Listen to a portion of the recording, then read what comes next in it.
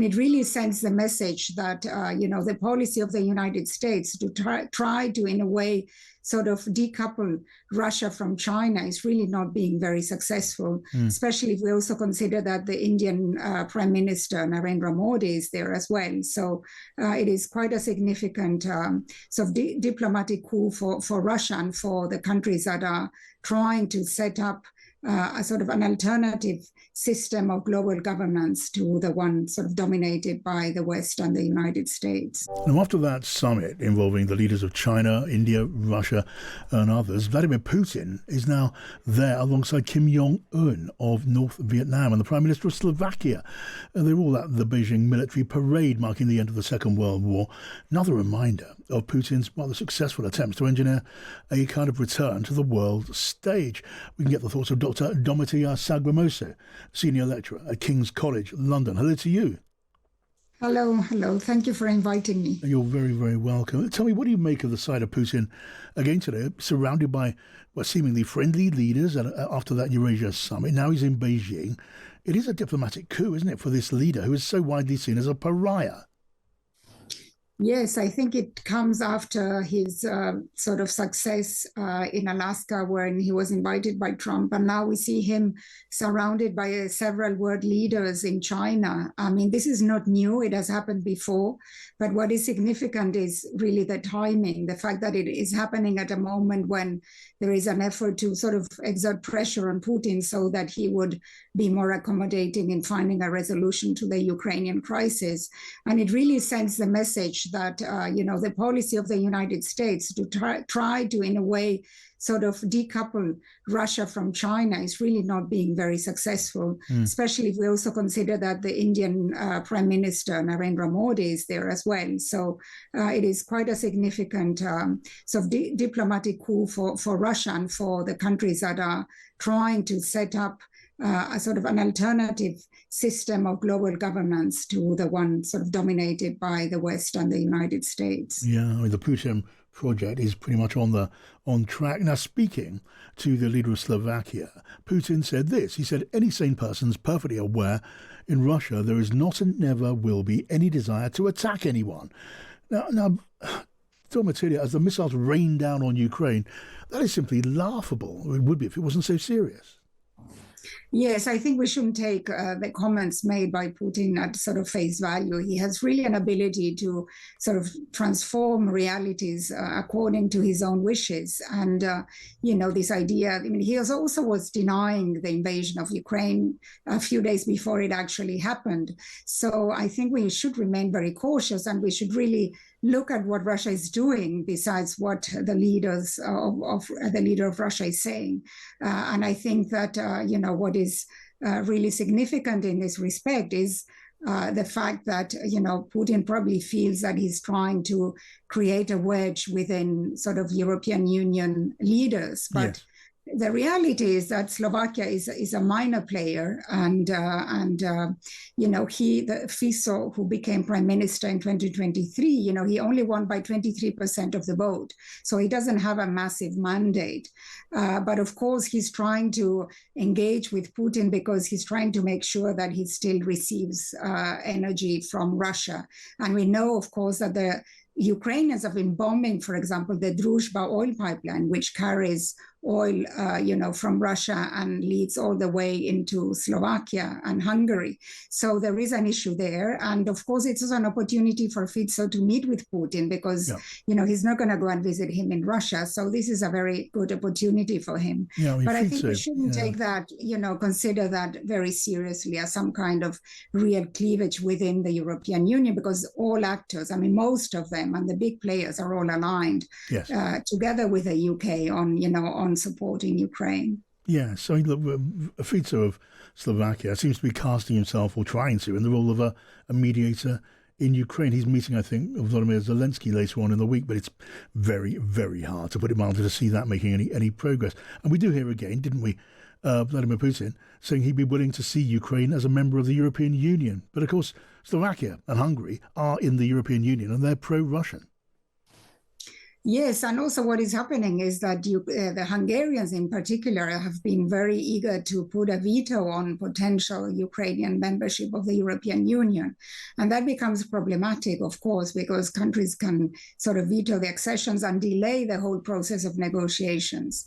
So that is a problem. And this also comes hand in hand with sort of sectors in the Polish political spectrum, which are also concerned about Ukrainian membership because of the influx of lower priced grain produced inside Ukraine. So there are a lot of hurdles, but I think the process is ongoing. There is a lot of support within the European Union for Ukrainian membership, and it's going to take some time, but I think that we should not worry at the moment. You know, it just complicates the process of negotiations. But overall, I think the path towards membership is probably going to take place. It's just a matter of when. That's my own assessment. All right, Dr. Domitilla Sagramoso at King's College London, thank you for joining us this afternoon.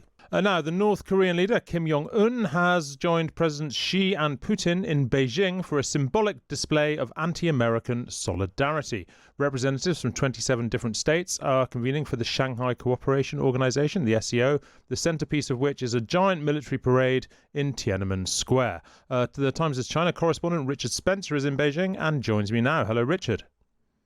Hello. Yeah, I should probably just correct you there because they're very insistent that the summit in Tianjin for the Shanghai Cooperation Organization is very separate from the military parade, although the timing is interesting to say the least. The messaging of the two events is very different. The parade is very much focused on the Second World War, in which the West, as far as China is concerned, was not an enemy. So I should perhaps say that right at the outset. But look, so okay, yeah, understood. But you've got Xi Jinping, you've got Vladimir Putin, you've now got Kim Jong-un. They're all together. They're not pretending they're not all on the same side. It's kind of like a South Park cartoon. This is pretty striking, isn't it? No, it's incredibly striking. No, it's a very complex and not very successful messaging operation, I would say. I just thought I ought to put what they say the relationship with these two events are.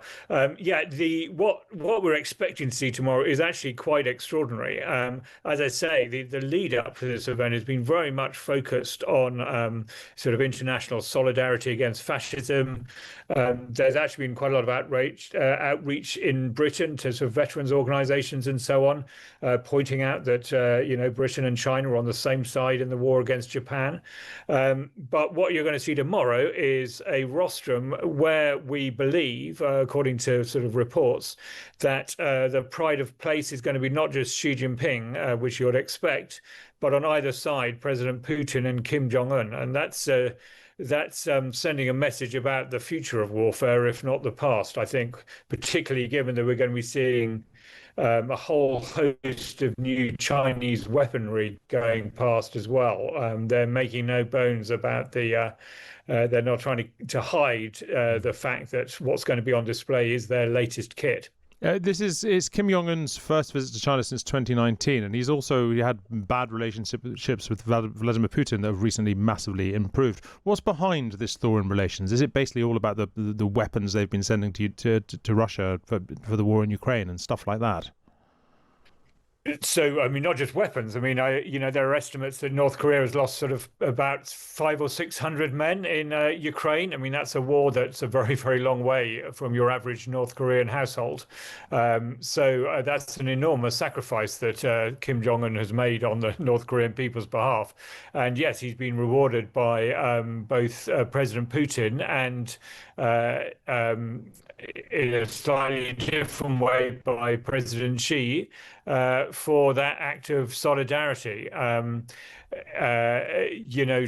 Xi and Kim have quite an uneasy relationship. I think Xi would rather quite a lot of what Putin and Kim do they didn't do, because it rather distracts from the positive image that China tries to project for itself when it knows it's also committed to its relationship with those two countries. But as Trump gets more aggressive towards China, as America becomes generally more aggressive towards China, my enemy's enemy is my friend.